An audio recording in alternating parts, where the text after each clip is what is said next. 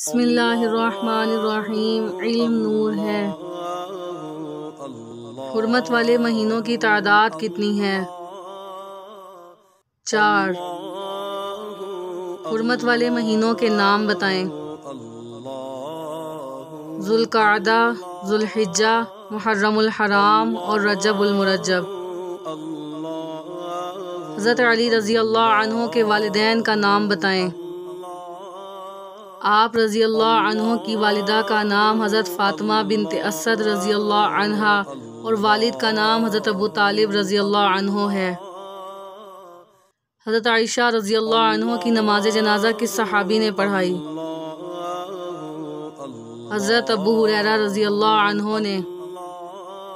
سرکار صلی اللہ علیہ وسلم سے نکاح کے وقت حضرت عائشہ رضی اللہ عنہا کی عمر مبارک کیا تھی؟